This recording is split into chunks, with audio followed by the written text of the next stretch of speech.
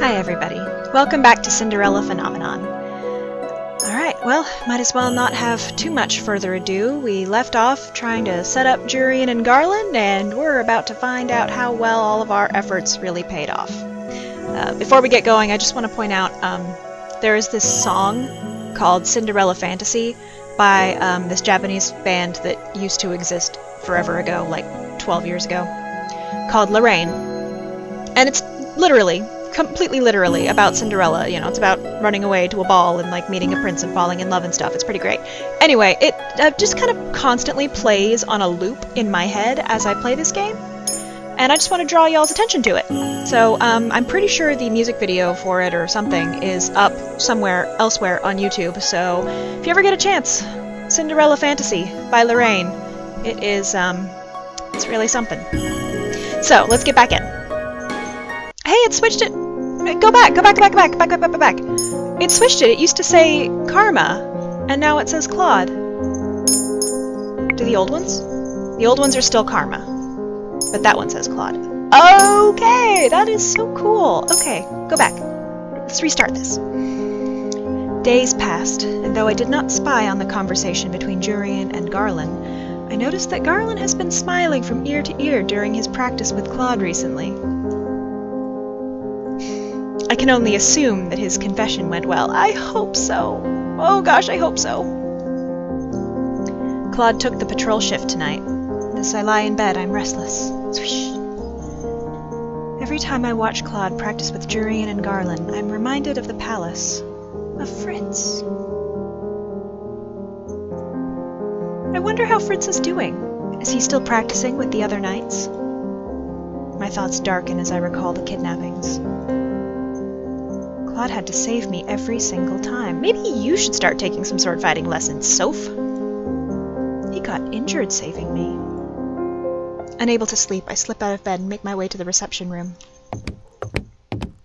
The night air is cool and no one stops me from standing just outside. Cannot just sit back and do nothing anymore. I have to act. Sophie! Every time you have tried to act, you have had problems involving attempted kidnappings. I do not want Claude to get hurt because of me again. So take some self-defense classes! Aha! There he is. Eventually, I see Claude approach. He looks tired and is moving more slowly than usual. When he sees me, his lips quirk into a smile. Sophie, what are you doing out here tonight, love? Duh!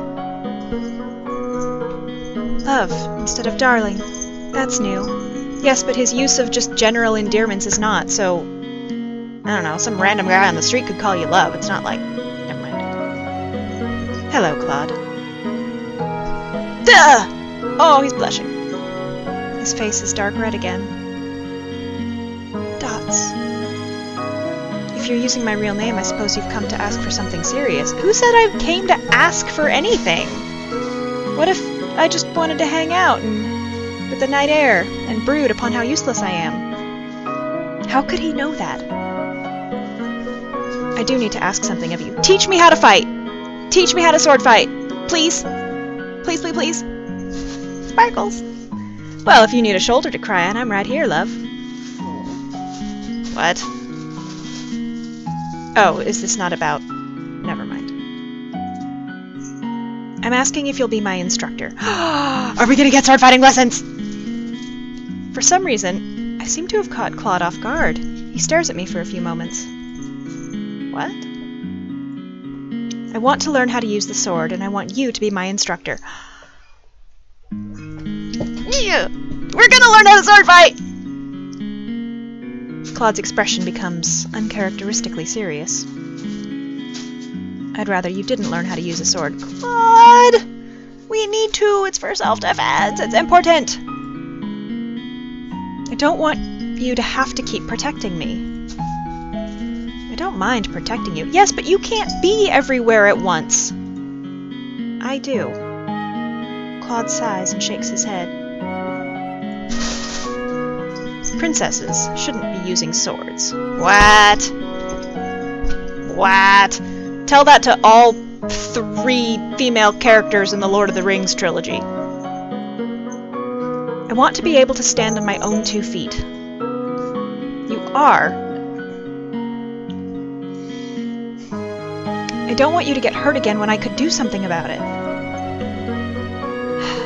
Dots. Teach me, please. Claude. Once again, he flushes. It seems to be an instant reaction. It's both amusing and endearing. Aw, that's super sweet. It won't be easy. Never said it would be. I wasn't expecting it to be. Sophie and me are on the same wavelength for once. For once. We've been on the same wavelength several times. Claude stares at me for a long time before finally letting out a heavy sigh. Fine. I'll train you. Ah! You won't learn in a day, but I can teach you the essentials. You can use one of the knight's training swords. Thank you. Music to my ears. Meet me in the clearing in 10 minutes. 10 minutes? What? You said you wanted to train, so we will. Don't expect me to go easy on ya. But aren't you tired? He looked exhausted when he came in, and now he wants to train? Already trying to get out of training? I am not! Claude shakes his head, but he is smiling. I'll see you there in a few minutes, love. He does keep calling me love. Oh, that's so cute, though! Moonlight spills through the leaves, illuminating the forest with gentle light. This is such a pretty little background. I mean, oh, usually there's characters in front of it, so I don't get to appreciate it, but it is really pretty. Long minutes pass as I stand in the clearing and begin to feel restless. It isn't like Claude to be late. Is he tending to his injury? I hear a rustling in the leaves and turn immediately to see what the disturbance is, but the minute I do, I'm pulled back by a strong force, and my world goes dark. Ah! Before I can scream, I hear a gentle voice in my ears. Lesson 1, Sophie. When apprehended by an enemy that you can't see, remain calm and use your 5 senses to judge how best to get the upper hand. This voice is coming from right behind me. You know, out of context... Nope, we're staying in context. Claude? I become aware that this is the closest he's ever been to me, with my back pressed against his chest like this. Panicking disorients the mind. That is why you must remain cool under any circumstance. Take it from the master of cool. How could I not panic? Any normal person would panic. Don't be normal, be better than normal! Still, I try to force myself to be calm. Look, he's got a bandage on! Lesson 2. Enemies will often let down their guards when they think they have the upper hand. Catch your opponent off guard by remaining calm and locating this weakness with your senses. I try to calm myself as Claude instructs, and I feel it is a bit easier, but only because I know it's Claude. An opening. I move as quickly as I can, stepping forward so that I can swing an elbow back at Claude's stomach. Before that happens, Claude has pulled me back to him, closing whatever distance I had put between us. In the process, he moves his hand from my eyes to my mouth. Uh-oh, that's not good. Bite him! Bite him! Can once again see the forest, but my words are muffled beneath his hand. Another thing to remember. You won't always be able to catch your enemy off guard by throwing punches or hits at them. Your opponent will usually always be stronger than you, Sophie. Remember what I said about a weakness. Enemies will often let their guards down when they believe they are winning. Just like I have. An opening? Bite him! A thought occurs to me as I glance around me, then down at Karma's bandaged hand. Why is it switched over to Karma? Karma's bandaged hand is over my mouth. Is this an opportunity or a trick? Why did you switch to calling him Karma? Is it because you're trying to put yourself in the headspace that he's like a stranger and an enemy? What will you do, Princess? What kind of tactic would remove you from my grasp? Topple him? I don't think I'm physically capable of toppling him. I want to bite his hand. Like, I know that sounds like a weird thing to say, especially out of context, but we are in context. We are not out of context. So I'm going to bite his hand. I'm going to feel terrible about this, but I have to try. I try to shift my head to get enough space to bite down, and even Claude cannot hold me completely still as I squirm. Eventually, the hand over my mouth moves just enough for me to open my mouth, but I falter. I cannot bite the hand that I injured. Sophie, just do it! Unable to do anything else, I mutely shake my head and hear Claude groan. In one swift motion, he pushes me down to the ground, pinning my hands by my head as he frowns at me. You're not even going to try and find an opening? I glare at him. I'm not going to bite your hand. Duh! Bite my hand? I didn't even think of that! Oh my god, dude. What were you expecting? But you made it obvious. You put your hand over my mouth. I meant for you to try moving my hand. Pushing back a person's thumb usually causes their grip to loosen. Wow, dude. How was I supposed to know that? Hey, I got points! Yay! I'm so glad. Experience is the best means of practice, as they say. I have a complaint about that particular lesson, but I withhold it. I don't have a complaint about that particular lesson. I think that all went swimmingly. That was a pretty good attempt, love, but not good enough, I'm afraid. Yeah, now we're pinned to the ground. That's probably not good. I wasn't expecting you to come at me like that. I was expecting sword practice. You need to be prepared for all things, Missy. You weren't expecting a man to kidnap you in the alleyway, were you? Good effing point. I glare up at him, unable to say anything because he's right. You're oddly quiet. It's hard to find an opening to hurt you when you're not really my enemy. Dots. He does not move, but continues to stare at me. His face is close to mine. Close enough to... Close enough to what, exactly? Sophie, do you trust me to protect you? That's not the point. I need to be able to protect myself. Just answer the question! Because you're planning on investigating the witches on your own? No, I want to be able to protect myself because I don't want you getting hurt protecting me. Sad dots. Claude leans down and I can feel his hair at my cheek. For a few moments, everything slows to a stop, and all I can hear is my heartbeat and his slow breathing, and various forest sounds. Once you set your mind to something, you don't let go, do you? Nope, like a weasel. Or a badger. Claude pulls away from me before I can respond, and he's standing again, offering me a hand. Let's get started with some sword work, then. The pleasant smile is back on his face.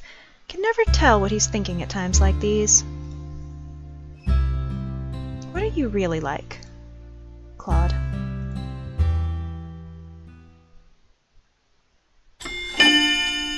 Chapter 7. Thorny Rose.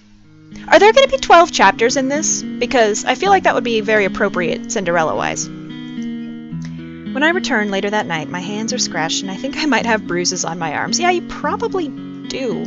You might even have bruises on your face because, like, the pressure and you're not used to... Okay. Claude was not joking when he said he would not go easy on me. But he did compliment me more than once. Flashback. Sophie, I've hit you quite a few times and you haven't uttered a single complaint. Impressive. Crying is for the weak. Though everyone should be sleeping, I notice that the light is still on at the tavern. I see Jurian and Garland up and at a table, speaking with each other and laughing. Aww. If Claude had come back with me, he would be happy to see this. Yeah, where is he? Did he go patrol or something? Or... You two were still up? They're not even surprised when they turn to face me. Good days like this are even better when stretched. I haven't been off duty in a long time. Did you both have a good time tonight? It was great! Garland knows these little places in town that I've never even heard of before. Aww. I noticed notice that Jurian is more energetic than usual, her smile a little wider than normal. I wonder if she's drunk. I hope not. I hope she's just happy and in love or whatever.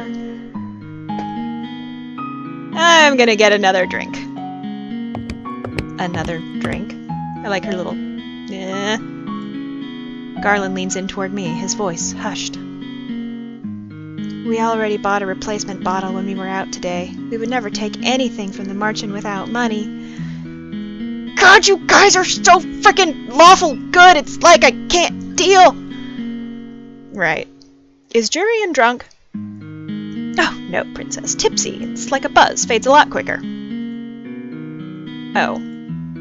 Garland and I watch Jurian as she refills her glass at the bar. I have to thank you, Princess. I would never have asked her out if you and Karma hadn't insisted on it. So, you told her? Garland looks at me with a pleased smile. I'll take that as a yes. She didn't really realize until much later. I just asked her out for food and she thought that's all it was. Maybe Jurian really did need to be told bluntly. What happened? I, told her. Blush.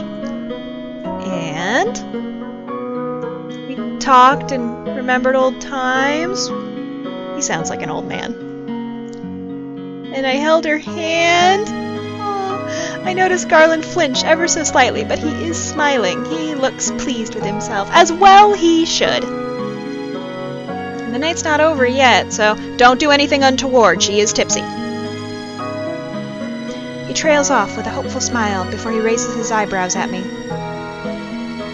What about you and Karma? What about us? I've asked him to train me. Train?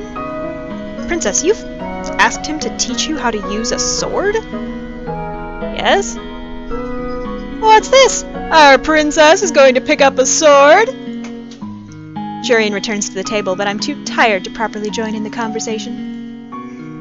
I should leave them to their conversation and head to bed. I need to get some rest if I want to start practicing at night.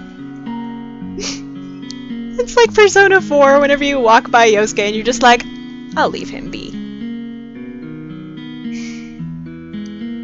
I excuse myself to head upstairs.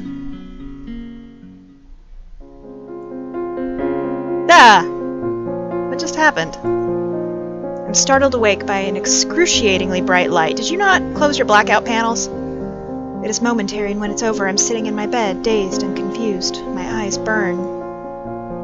My hand flies to the pendant around my neck, where I see the second glass slipper with another piece. What? It was a good deed to leave them alone and... Duh! Aww. Oh, maybe it was a good deed to encourage Garland to do the thing. There's another piece. When did I do another good deed? I grasp the necklace tightly in my hand. Don't do that! It's sharp on the edges! So I make my way to the tavern. Everyone is doing their pre-morning chores when I get to the tavern area. I notice Karma glaring off into space, and then not far from him, the two knights. They haven't been up all night, have they? I make my way slowly over to them. Even back then, you were like some kind of shadow, weren't you? Yeah. You don't have to hide it. It was obvious you were tailing me back then. It was only because I was worried about you. I realized. You really didn't have to follow me, Lan. But I'm glad you did. Lan? It's short for Garland! Jurian... Oh, shush. Fritz used to call you that, too. Lan is Garland's childhood nickname. He still gets embarrassed when I call him that. I see. So, what are you two talking about? Oh, we were just reminiscing. I look at the two of them critically for a few moments, waiting for them to say something. They both exchange a glance before looking at me, confused. Well? Well, what? How'd your date go last night? Garland makes a sound and turns beet red. Jurian's eyebrows quirk, and then she laughs. Oh, that. It went well. So well, in fact, that you can see the two of us are still very much enjoying each other's company. Well, that's a relief. Why do I have a hair stuck to the side of my face? There we go. I think I got it. Jurian is usually busy taking her rounds around the margin with a scowl on her face. She looks happier being here with Garland. More relaxed. You might even say that we're dating. I'm so happy to hear that. Yay! You guys are such babes.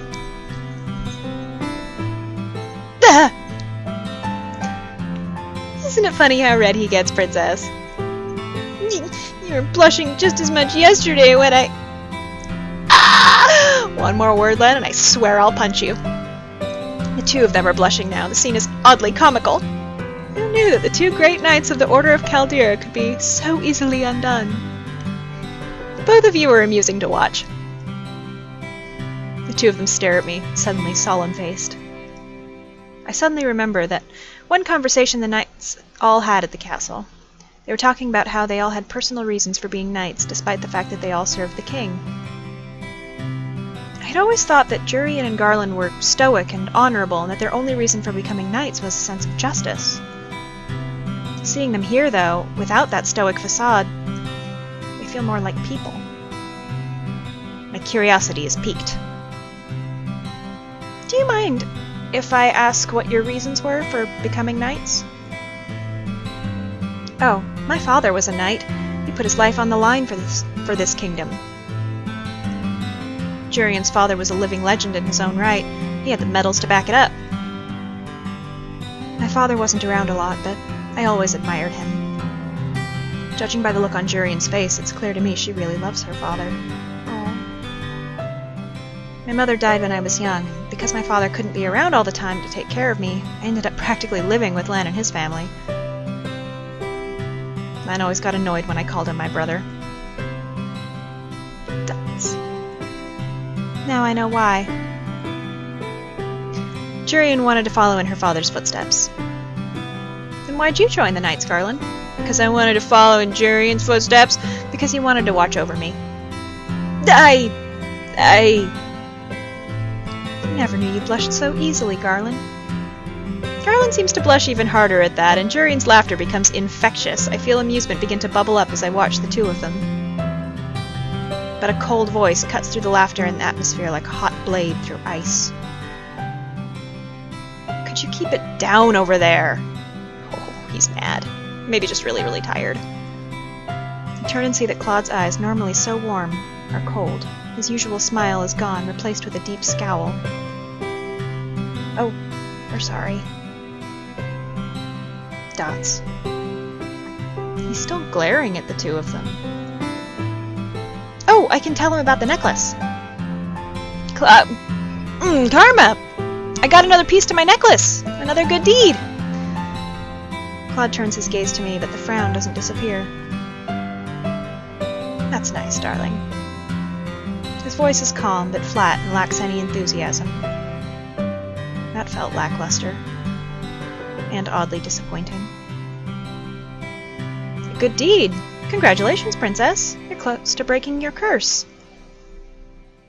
What'd you get the good deed for? For setting you two up, you crazy kids? I'm not sure, actually. Maybe it was for helping Lan confess? I hear you and Karma went out of your way to help make it happen. Aw, you're so sweet. That happened yesterday, though. Maybe the magic was waiting to see what became of Garland and I? Claude makes a dismissive hand gesture from his table, frowning. If you two insist on being so affectionate, you should get a room. Affectionate? They're just being, like, playfully bantering. Jurian's smile has faded away into a dangerous scowl. Where Garland looks confused, Jurian looks notably irritated. The shadow is still there on his face. Claude does not look okay at all. What is your deal today, dude? I'm gonna save, because this is a choice. Okay. And now I gotta make a decision here. Comfort or scold? Well, I don't know what's wrong, so I don't know how to comfort him. I do think he's being uncharacteristically shitty. So we're gonna do scold, and if that really doesn't work out, we'll try the other one. It doesn't matter if something's bothering him. It isn't like him to be so rude. Irritation is no excuse for rudeness. Fine. I apologize. Happy. Dots. He looks at me for a few moments, his expression twisted into a defiant scowl, but it doesn't hold long. Moments later, his expression softens and he looks away, almost in shame. I'm sorry. This apology sounds real. But still, why do I feel so disappointed? Silence descends for a few moments before Claude abruptly stands from his table. Excuse me. Claude turns briskly and heads upstairs, leaving me with the two knights. I wonder what's wrong with him. You think we've been running him too thin because of practice? Every time we see him, we make note of how tired and exhausted he is. He is working himself to the bone. I don't think it's you two. I get the feeling that Claude holds himself back from saying what he means sometimes. Sometimes he acts strange, distant. And recently he's getting more and more moody. Princess? I look over at Annis, who is smiling apologetically. I'm sorry to interrupt, but Mr. Broom is getting kind of restless. Time to sweep, I suppose. Well, maybe cleaning will help get my mind off of things. I love Mr. Broom! Okay. The rest of the day goes by slowly. I'm stuck cleaning most of the day and then serving later. At one point I speak with Delora about the knights that had attempted to kidnap me, and she tells me that she and Parfait are meeting later to discuss their suspicions. I still don't understand what their suspicions are when Sir Alcaster cannot possibly know who I am. My hands are sore by the end of the night, but I still feel like I can practice with a sword. I notice that both Jurian and Garland look restless too. Garland eventually leaves for patrol, while Jurian remains at a table, looking deep in thought. I don't want to bother her, so I decide to try to find Claude. I go to his room, but find that the door is locked. This tavern has keys? Karma?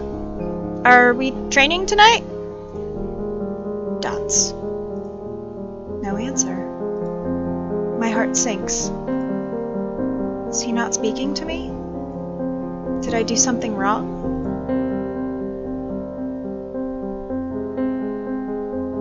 For days, Claude stayed in his room, only leaving when he had to be on patrol.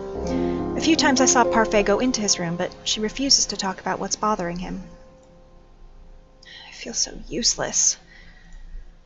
When Claude did appear in the tavern or out in town, he still had that terrible grimace on his face. Look, I really don't want to talk right now. If you're so frustrated with me, why not just ignore me?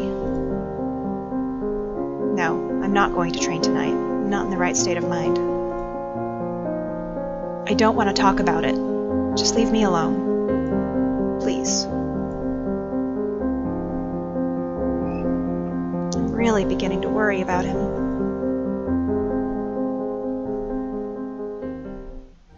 Today I am in town running errands with Waltz for Parfait. It has been almost a week since Claude started acting so strangely, so I thought I needed to do something for him. I know he likes dresses, and he told me once he likes roses, but can I really find something that'll cheer him up? Perhaps he would like some jewelry. Waltz, do you remember that jewelry store Karma likes is?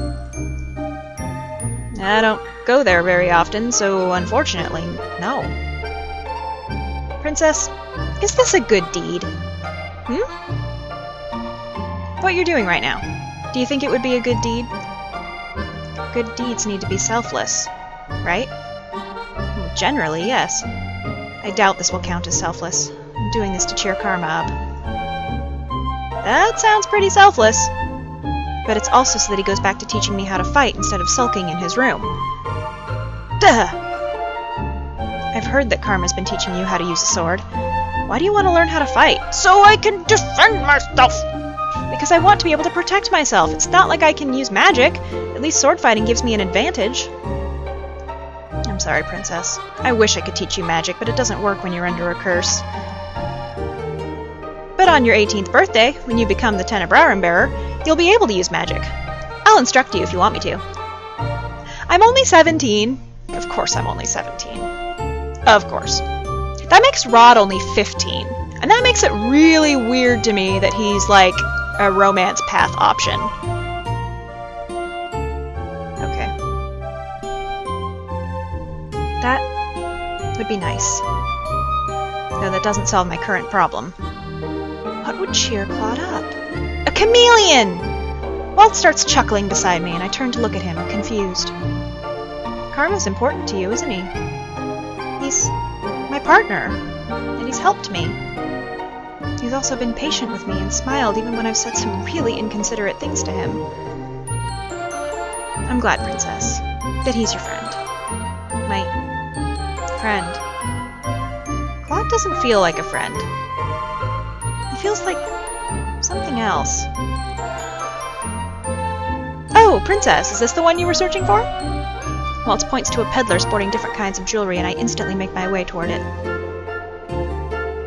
There are all kinds of glittering things displayed, and for a few moments I feel myself drawn to everything. Then I notice the price tags. I barely have any money left from when the king gave me that pouch. I can't afford any of this. Maybe we should do our errands first and then look for a gift. Maybe we'll find something as we look through the stores. But if I don't get Claude's gift today, I may not be able to give it to him tonight. Princess? But... what? I mean... I do want to, like, cheer him up, but... is getting him, like, jewelry really the way to do that? I mean... we're gonna save. Look, Parfai's counting on us, and we don't have that much money regardless, so let's run the errands first. Waltz has a good point. We might find something while we do the errands, and then we can get them out of the way. Besides, it's not right for me to put Claude above everyone else. Oh, hey! Neat! We spend a few hours gathering the supplies needed for the tavern, and only then do we start looking again for Claude's gift. Princess, I can hold more of those bags for you. It's fine. I'm used to carrying lots of bags. Does Karma make you carry them around? Dots. Princess, you should really tell him off. He does a lot of other things for me, but next time. Next time I think I will. As long as he gets out of his room sometime soon. I really hope he does. Hey, Princess. But now the problem is finding something he'll like. What does Claude like? Lizards! Princess! Duh! There's no reason for you to shout. Waltz shakes his head at me, but he's smiling. No, he's not. He is demonstrably not. Oh, now he is. Okay. Let me offer you a deal. A deal? If you help me set up one of my puppet shows, I'll pay you. You earn money from your puppet shows? I get tipped. So what do you say? Won't go easy on you, though. Yes, I'll help you. Duh! Why do you seem so surprised? I was just thinking that everyone's right. You really changed, Princess. Maybe having Karma as a partner really was a good idea. Dots. Being partners with Claude may have changed me for the better, but I doubt I've done the same for him. I'm sure Karma would be very happy that you're buying him a gift. Receiving gifts from admirers isn't the same thing as you getting him something. Duh! He receives gifts from admirers? No, no! For a few moments, I think about the women who chased us in town a few weeks ago, and I feel an unpleasant stab in my heart. Small things. A man will treat him to dessert every so often. I saw a lot of it when we did errands together. I always make Karma accept those gifts without killing the man. Well, yeah, because you might get a share of the dessert. Killing the man. It's dramatic, but sounds like Karma. He punched Rumpel when he asked him to marry him, joke or not. Karma wears his disguise to be convincing, but then gets angry when people fall for it. He is still very much a child. How old is Karma? You know how he is. He doesn't like being flirted with. Waltz, do you know anything else about Karma's curse? His curse? Never really talks about it. Claude may be even more stubborn than me if he's not letting anyone help him with his curse. Waltz and I continue our search for a gift. Waltz tells me that I can look for something a bit more expensive and that he'll just put me to work on another day helping him with his puppets. I return to the jewelry peddler we found earlier. Hello, madam, sir. What can I help you with today? Fine dwarven crafts, direct from Orzammar. Do you have any sort of rose-shaped jewelry here? The man refers me to a box full of many different rose-shaped earrings. He then shows me necklaces, and I realize belatedly that it's as if I am searching for something for Miss Karma, not Claude. My eyes scan the glass, nearly in defeat, before a little rose catches my attention in the back of the display window. It has a chain connected to it, but it doesn't seem long enough to be a necklace. What is that one? That's our simple rose pendant, madam. It comes with a chain, but it can also be pinned on the chest. The man takes it out of the display case so I can look at it. Oh, it's got a little pin on the back. It's so cute. This is fancy, but not completely flashy. I feel a little click as I press my fingers to the pendant and realize it can also open. Ooh, it opens? Like locket opens? Oh yes, you can also put something small inside of it. This is perfect. I look at the price tag, and after making sure that it is not too expensive, I pay the shopkeeper. Waltz pays him the additional fee, and then we walk back toward the margin together. Okay, this is a pretty good stopping point, I think. We'll get to any further conversation issues and the consequences of actually giving him this gift in the next one. Thank you everybody so much for joining me on this, and I will see you in the next episode. Bye-bye.